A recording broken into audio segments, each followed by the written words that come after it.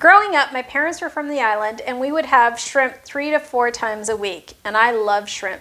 But I wanted to find different preparations, and over the years I've developed 15 to 20 different recipes. Today I'm sharing with you one of my favorites. It's brown butter, spicy garlic shrimp along with a savory rice. You're going to love every minute of this.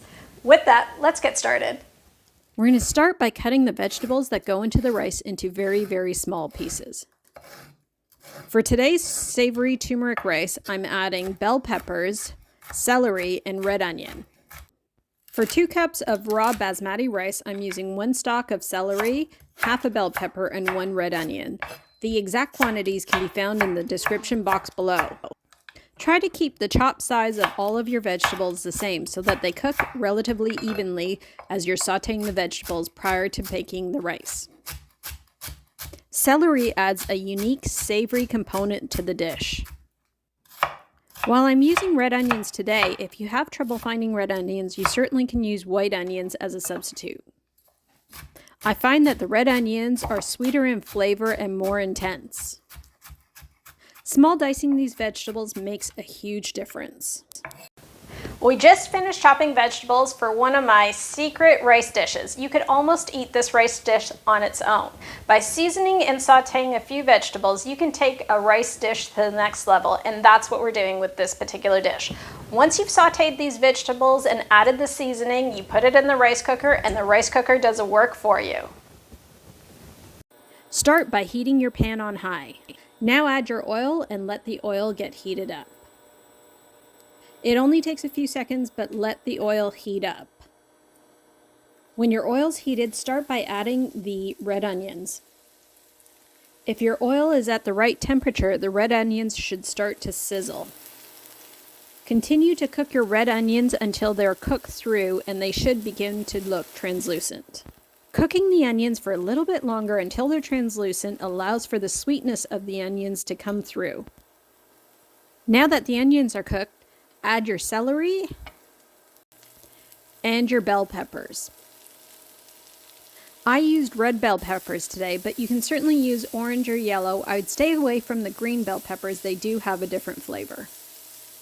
Continue to saute this mixture between 2 and 5 minutes until you feel like the bell peppers and the celery are softening up. Once the vegetables have softened, add the turmeric, sprinkling it across the top of the vegetables. Stir the turmeric in really well. It's important to continuously stir at this point so that the turmeric doesn't burn.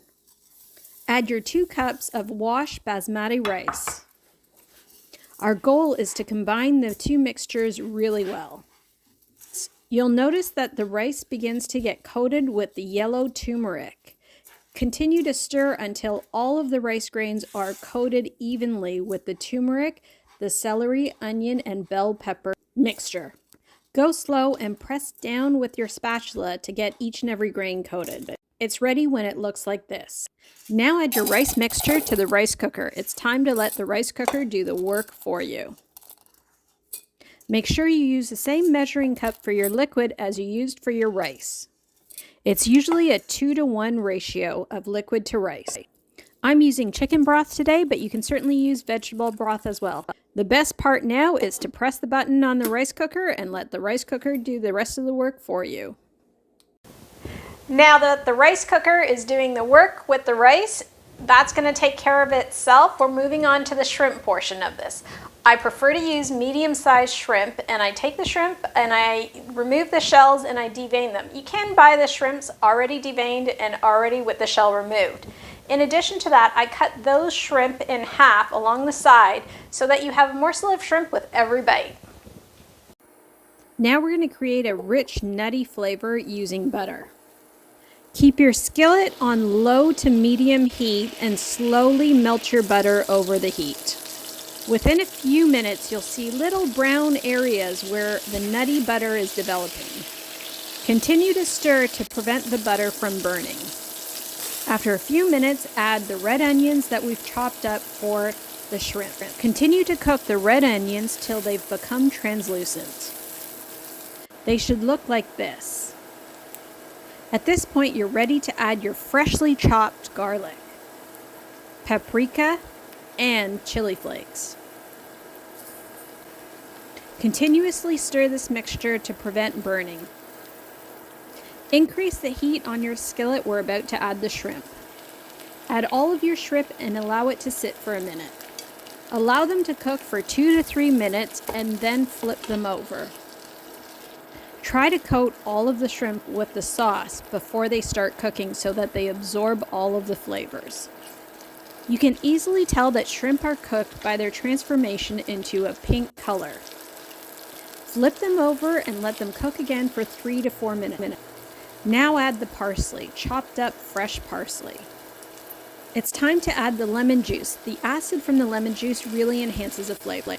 Now add your chicken broth and allow the solution to simmer for a few more minutes. You should see the gravy thickening up. If it hasn't quite thickened up just yet, let it simmer for another few minutes and it's done. Your rice is probably just about done. Now that we've brought this dish together, it's time to dig in. I promise you, you're gonna love this dish. Delicious. And you can use this rice recipe for any other dish. It's so versatile. See you soon. Subscribe to my channel, please. I've added a link to a few of our other recipes in the description box. Please enjoy. Take care. Looking forward to seeing you soon.